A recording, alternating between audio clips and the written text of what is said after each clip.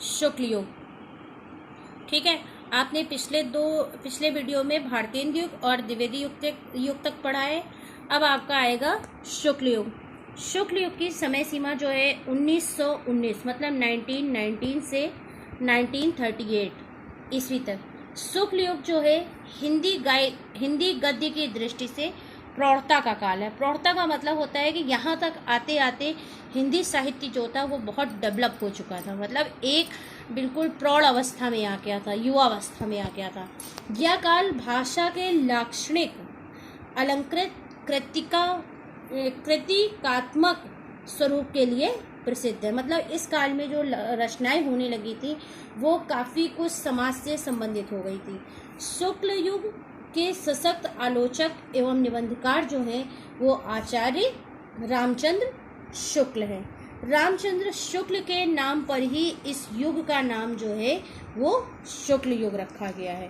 ठीक है, शुक्ल युग को अन्य एक युग है, अन्य नाम से भी जाना जाता है, जिसे हम छायावादी युग कहते हैं। कभी कभी क्वेश्चन पूछ लेता है कि शुक्ल युग का अन्य नाम क्या है, तो इसे हम शुक्ल युग को छायावादी युग के नाम से भी जाना जाता है। शुक्ल युग के प्रवर्तक जो है आचार्य रामचंद्र शुक्ल थे, जिन्होंने इस युग की शुरुआत की थी। इसके अतिरिक्त अन्य जो लेखक हैं वो नंद दुलारे वाजपेयी, हजारी प्रसाद द्विवेदी, गुलाब राय, सुदर्शन, प्रेमचंद, निराला, महादेवी जो हैं इस युग के प्रमुख लेखक हैं। कभी कभी क्वेश्चन पूछ लेता है कि आचार्य हजारी प्रसाद द्विवेदी किस युग के कवि हैं, तो बच्चे लिख के चले आते हैं द्विवेदी युग। लेकिन ध्यान रखिएगा कि नाम पे मत जाइएगा द्विवेदी, ये शुक्ल युग के हैं आचार्य हजारी प्रसाद द्विवेदी।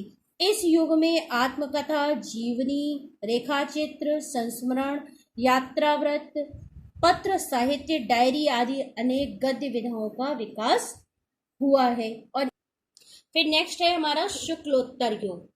शुक्लोत्तर जैसा कि नाम से ही अपने स्पष्ट है, शुक्ल प्लस उत्तर, मतलब शुक्ल युग के बाद का जो युग आया है उसे हम शुक्लोत्तर युग के नाम से जानते हैं। और इसका भी एक अन्य नाम क्या है, छायावादोत्तर युग।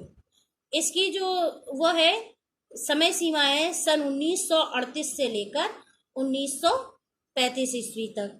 हिंदी गद्य साहित्य के विभिन्न रूपों के विकास की दृष्टि से इस कालखंड को छायावाद युग से भी अधिक समृद्ध माना जाता है। ठीक है, अलंकार विहीन गद्य का प्रचलन। अलंकार विहीन का मतलब है कि जो थोड़ा बहुत पहले काव्यात्मक अलंकार का प्रयोग होता भी था भारतीय युग में या द्विवेदी युग में, वो शुक्लोत्तर युग तक आते आते पूर्णतः समाप्त हो गया था। ठीक है, और इसी तरह शुक्लोत्तर युग में जो सबसे ज़्यादा फेमस विधा हो गई थी या प्रसिद्ध विधा हो गई थी वो रेखा चित्र था, संस्मरण था। जैसे कि आप जानते हैं कि महादेवी वर्मा है, ये छायावादी युग में भी आती हैं और छायावादोत्तर युग में भी आती हैं, दोनों में। इसी तरह रामवृक्ष बेनीपुरी हैं, कन्हैयालाल मिश्र प्रभाकर हैं, लक्ष्मीकांत वर्मा, लक्ष्मी सागर वार्ष्णेय, इलाचंद्र जोशी आदि जो हैं ये छायावादोत्तर युग के कवि हैं। और इसी में जो आपके मुख्य कवि आते हैं प्रगतिवादी कवि के नाम से जाना जाता है हरिवंश राय बच्चन आते हैं, जिनकी रचना है क्या भूलूं क्या याद करूं, और एक और रचना इनकी है नीड़ का निर्माण फिर। तो ये सभी जो है शुक्लोत्तर युग या प्रगतिवादी युग के नाम से भी इनकी कविताओं को या इनकी रचनाओं को जाना जाता है। नेक्स्ट आता है आधुनिक काल। आधुनिक काल की जो समय सीमा है वो आपकी 1953, मतलब आप जानते हैं कि 1953 जो है वो देश के आज़ादी के बाद का समय है, 1947 के बाद का। तो स्वतंत्रता के पश्चात हिंदी गद्य की प्रगति जो है वो विभिन्न क्षेत्रों में होने लगी। जैसे साइंस की प्रगति हुई, वैज्ञानिक क्षेत्र की प्रगति हुई, संचार के माध्यम आने लगे।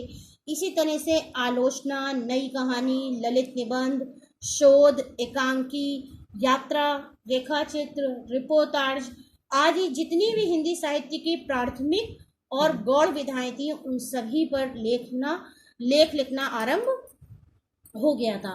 इस युग के लेखकों में नगेंद्र, उपेंद्र नाथ अश्क, गिरजा कुमार माथुर, मन्नू भंडारी, अमृता प्रीतम, मोहन राकेश, शरद जोशी आदि जो थे ये मुख्य रचनाएं हैं। जैसे कि आप जानते हैं कि 1953 से अब तक अगर आप अपने आधुनिक काल में अपने आसपास की रचनाओं में देखें तो जैसे आप लेटेस्ट कवि अपने जानते हैं, तो ये सब हमारे जो आजकल रचनाएं लिखी जा रही हैं वो आधुनिक काल के अंतर्गत आती हैं। और आधुनिक काल में प्रगतिवादी युग और नई कविता का युग इसके नाम से भी इसे जाना जाता है। और